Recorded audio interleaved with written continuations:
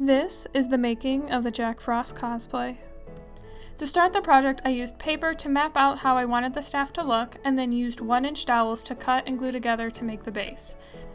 After holding the staff, I thought the 1-inch dowels were a bit too thin, so I added 2mm EVA foam around the entire staff.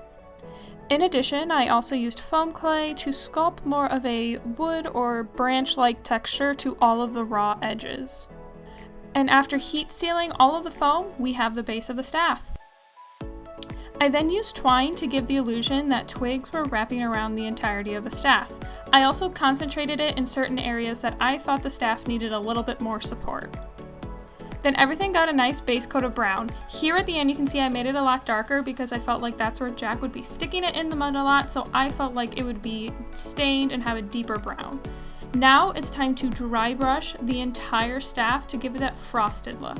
This kind of dry brushing really brings everything together. You just get a little bit of blue or white paint on the brush, wipe off most of it, and then just gently go over all of the highlights of the twine that is wrapping around the staff. With the staff essentially done, the next thing to do was to decorate the sweatshirt. This was probably the easiest part of the project. I ordered the sweatshirt off of Amazon and used white fabric paint to create these kind of crystal-y effects around concentrated areas, and I used references from the movie to be able to determine where they would be placed. Now, let's see everything together.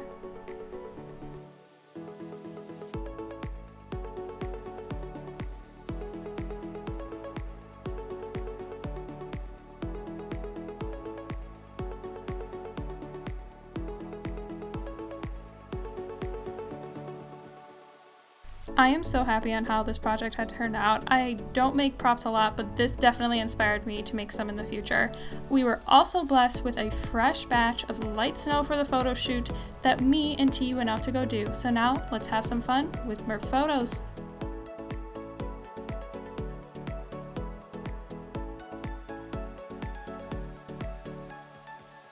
If you enjoyed this video, make sure you hit the like button down below and comment on what cosplay breakdown you want to see next.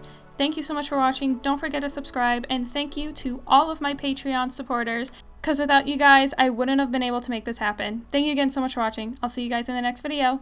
Bye!